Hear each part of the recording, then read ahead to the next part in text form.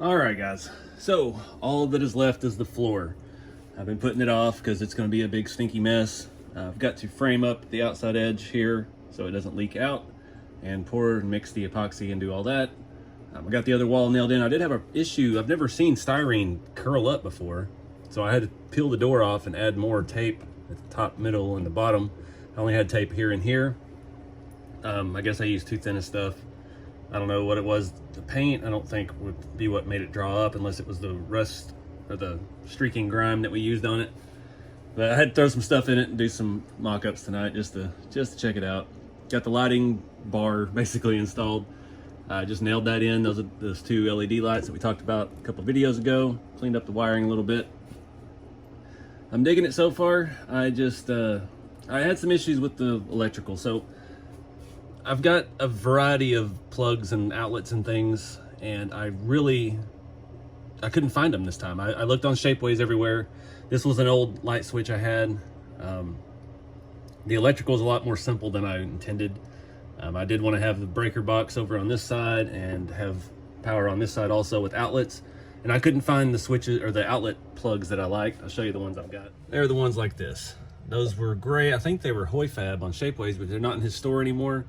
And I spent $44 on Shapeways to get these tiny little things that are just not, you can't even see the outlets anymore. The paint filled them up.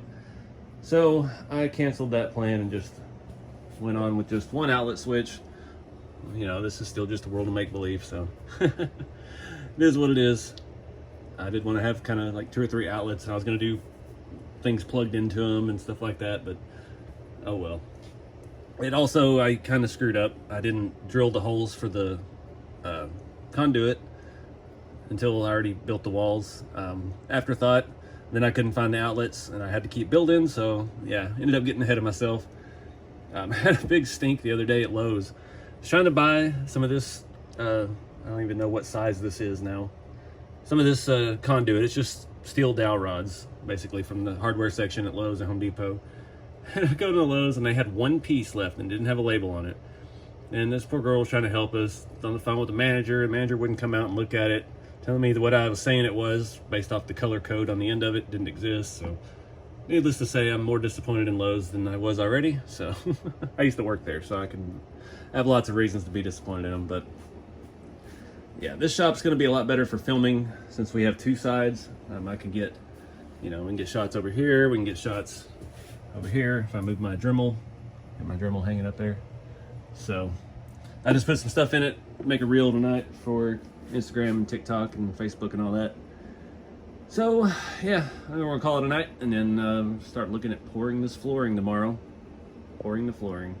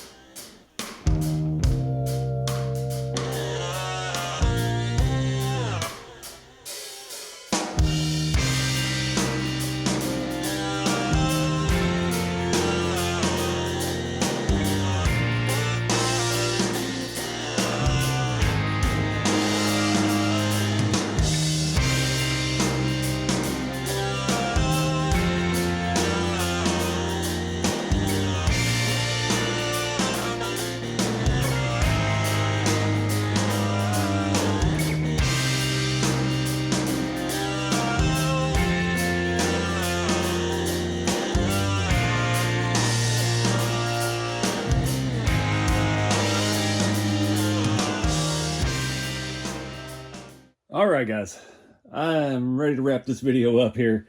Learned a lot of stuff with this epoxy, so I really like the finish. It is far from perfect. I think we did not have enough.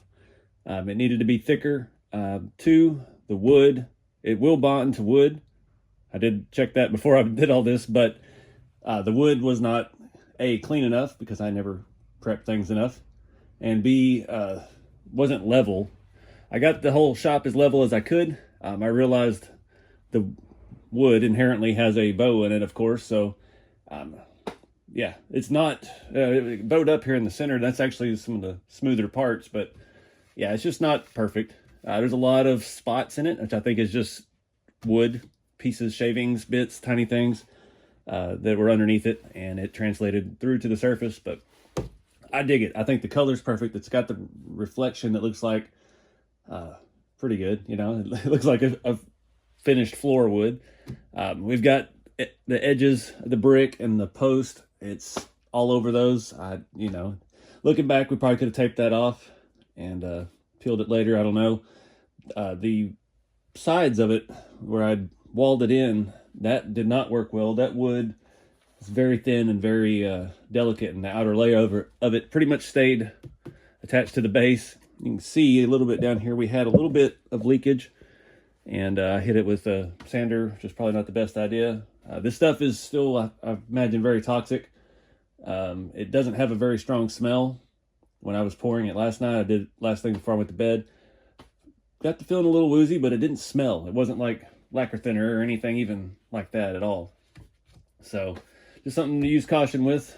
But I definitely think we could have used a whole nother, I don't know how many ounces that was. We definitely needed more. And that might have helped some of our spotting, I guess we'll call it. But I dig it. I mean, like you said, it looks like somebody, like I said, not you said, it looks like somebody just slapped a floor in this place, turned it into an auto shop. You got this stuff splashed on the post and on the bottom of the bricks, and you know, nothing's perfect. But for my first attempt, I like it. The surface is extremely hard. It doesn't seem to scratch very easily. Got a lot of things left to do on the shop, so I just threw a few of these scale things in here. But I've got some inspiration.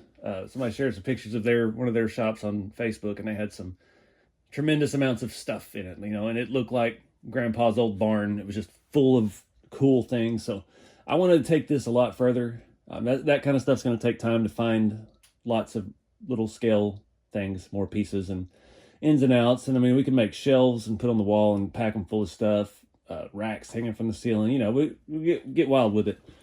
So I definitely think I'm going to come back to and let this dry a little bit longer, get this stuff off of here. It's only been overnight.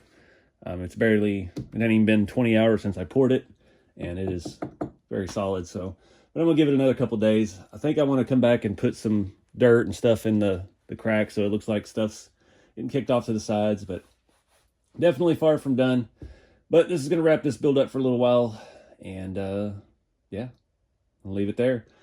So I'm gonna get you a closer look real quick of the finish so you can see some of the imperfections in it, and then we'll wrap this video up. There you can kind of see the spotting. It's not perfect, but it's perfect enough for the rest of the look. But I appreciate you guys watching, following along with this build. These shops are always fun. I definitely encourage you to do something like this. Simple, 2 sides. It's fun to get in there and you can film in it and take cool pictures and stuff like that. Having a full enclosed garage is really cool, and it's really complete, but it's really hard to work with, especially if you finish all the walls out and everything. Doing these kind of half cuts and things like this make it really good for photography and it's a little more fun to get in and out of. But that's just my 2 cents. Appreciate you guys watching. Get out there and do something scale, and see you in the next video.